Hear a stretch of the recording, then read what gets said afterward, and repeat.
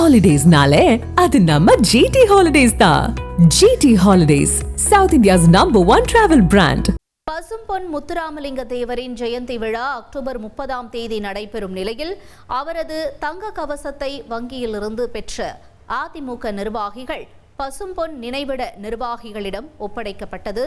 கூடுதல் தகவல்களை செய்தியாளர் ஜெகநாத் வழங்கிட கேட்கலாம். ஜெகநாத், வணக்கம். முழு விவரங்களை பதிவு செய்யுங்க. வணக்கம்.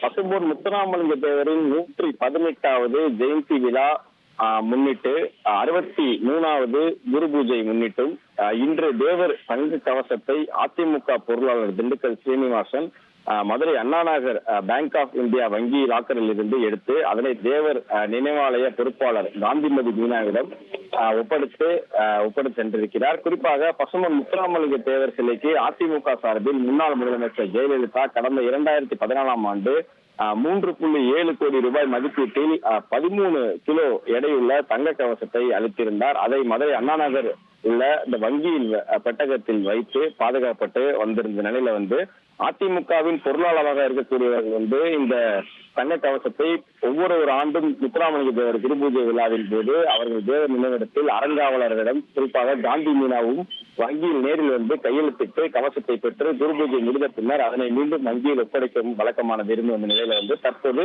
இந்த முறை அதிமுகவுடைய பொருளாளராக இருக்கக்கூடிய திண்டுக்கல் சீனிவாசன் அவர்கள், முன்னாள் அமைச்சர் அவர்கள் இதனை வங்கி லாக்கரில் இருந்து எடுத்து தற்போது அதனை ஒப்படைத்திருக்கிறார்.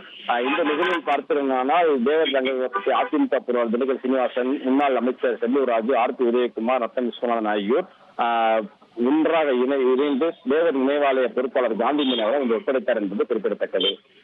தகவல்களுக்கு நன்றி ஜெகநாத். ஹாலிடேஸ்னாலே அது நம்ம ஜிடி ஹாலிடேஸ் தான்.